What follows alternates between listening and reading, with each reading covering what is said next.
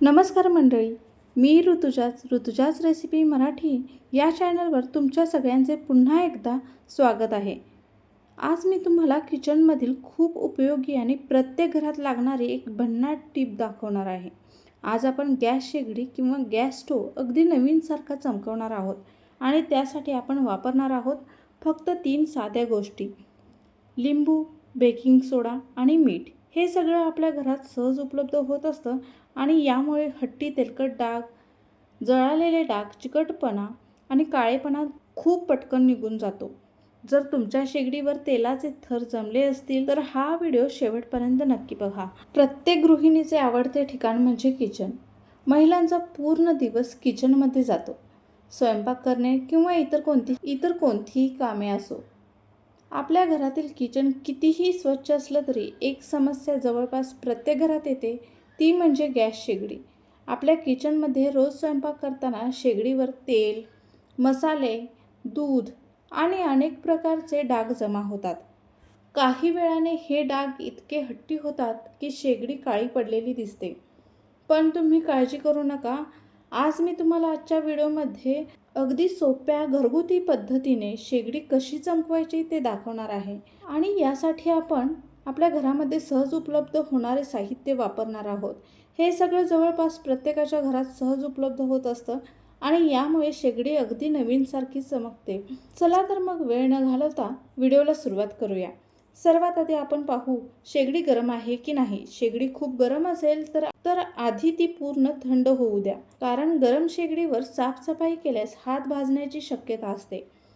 आता तुम्ही बघू शकता इथे माझ्या शेगडीवर किती तेलकटपणा आणि चिकट डाग जमा झाले आहेत. दररोज स्वच्छता केली नाही तर हे डाग खूप कठीण होतात, पण आज आपण हे सगळे डाग अगदी सहज काढणार आहोत. आता आपण या शेगडीवर सर्व बाजूला आपल्या घरामध्ये उपलब्ध होणारे मीठ टाकून घ्यायचे आहे. आता तुम्ही इथे पाहू शकता, ही माझी शेगडी आहे. या शेगडीवर माझ्या तिखट, तेलकट, चिवट आणि चिकट डाग पडलेले आहेत.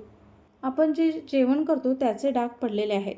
आता या शेगडीवर आपण सर्वप्रथम सर्व बाजूने मीठ टाकून घ्यायचे आहे. मिठामुळे हट्टी डाग सैल होण्यास मदत होते. मीठ व्यवस्थित सर्व बाजूला पसरून घेऊ. आता हे जे मीठ टाकलेले आहे ते व्यवस्थित सर्व बाजूने आपण पसरून घेऊया. आता हे मीठ टाकल्यानंतर त्यावर एका लिंबाचा रस पिळून घेऊ. लिंबामुळे तेलकटपणा पटकन निघून जातो आणि शेगडीला छान चमक येते. आता आपण या शेगडीवर लिंबाचा रस पिळून घेऊया आणि ज्या लिंबाचा रस आपण या शेगडीवर पिळला आहे तेच लिंबू घेऊन त्याच लिंबूने या शेगडीवर हे मीठ स्क्रब करून घ्यायचे आहे. हे मीठ लिंबूच्या सहाय्याने पूर्णपणे शेगडीवर स्क्रब करून घेऊया.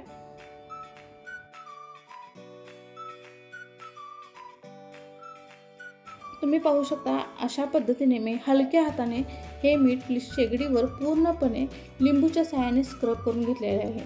तुम्ही इथे पाहू शकता, हळूहळू शेगडीवरील तेलकट आणि चिकट डाग नाहीसे होत आहेत आणि शेगडीला छान चमक येत आहे.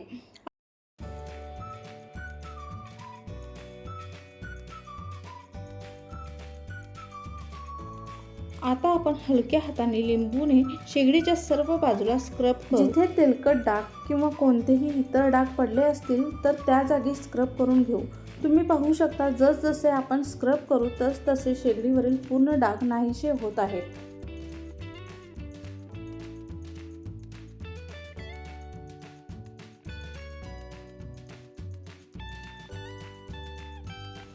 आता यावर आपल्याला 1 चमचा बेकिंग पावडर टाकून घ्यायचे आहे. बेकिंग पावडर टाकल्यानंतर थोडेसे पाणी शिंपडायचे आहे. इथे तुम्ही पाहू शकता, बेकिंग सोडा आणि लिंबू एकत्र आल्यानंतर तुम्हाला इथे रिॲक्शन दिसू लागेल. बेकिंग सोडा आणि लिंबू एकत्र आल्यावर फेस तयार होतो. लिंबामध्ये नैसर्गिक ॲसिड असतं जे तेलकटपणा कमी करतं.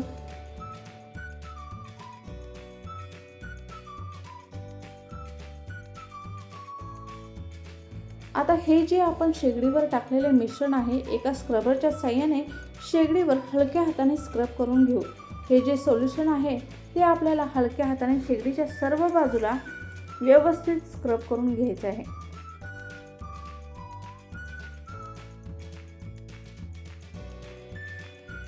आता स्क्रब केल्यानंतर आपण 10 ते 15 मिनिटांसाठी तसेच ठेवून देऊ. मैत्रिणींनो, ही पद्धत खूप सोपी आहे आणि जास्त मेहनत लागत नाही. महागडे क्लीनर वापरण्याची गरज नाही. घरगुती वस्तूंनी शेगडी छान साफ होते. आता 10 मिनिटांनंतर आपण शेगडी स्वच्छ पाण्याने धुवून घेऊ. मैत्रिणींनो, तुम्ही पाहू शकता इथे मी स्वच्छ पाण्याने शेगडी स्वच्छपणे धुवून घेतलेली आहे. आता एका कोरड्या कापडाने संपूर्ण शेगडी पुसून घेऊ. एकदाच पुसल्यानंतर फरक दिसायला लागेल. नियमित साफसफाई केली तर शेगडीवर कधी हट्टी डाग जमा होत नाहीत आणि किचनही स्वच्छ आणि सुंदर दिसतं. आता इथे तुम्ही पाहू शकता शेगडीवरील पूर्णपणे डाग नाहीसे झाले आहेत. शेगडी किती सुंदर आणि चमकदार दिसत आहे. अगदी नवीन शेगडीसारखी दिसत आहे. तुमच्याही शेगडीवर असे तेलकट डाग पडलेले असतील तर तुम्ही सुद्धा अशा पद्धतीने शेगडी साफ करू शकता. महिलांना खूप सारे काम असते, तर तुमचे काम सोपे होण्यासाठी ही सोपी पद्धत तुमच्या खूप कामे येणार आहे.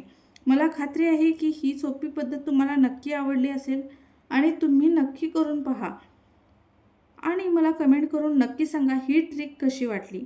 व्हिडिओ आवडला असेल तर लाईक, शेअर आणि सबस्क्राईब करायला विसरू नका. आजची ही सोपी पद्धत तुम्हाला नक्की आवडली असेल आणि तुम्ही सुद्धा ही पद्धत नक्की घरी करून पहा. जर व्हिडिओ आवडला असेल तर लाईक करा, शेअर करा आणि आपल्या चॅनलला सबस्क्राईब करायला विसरू नका. तुम्हाला अजून घरगुती उपायांचे व्हिडिओ पाहायचे असतील तर कमेंटमध्ये नक्की सांगा. पुन्हा भेटूया एका नवीन आणि उपयोगी व्हिडिओसोबत. व्हिडिओ शेवटपर्यंत पाहिल्याबद्दल मनापासून धन्यवाद.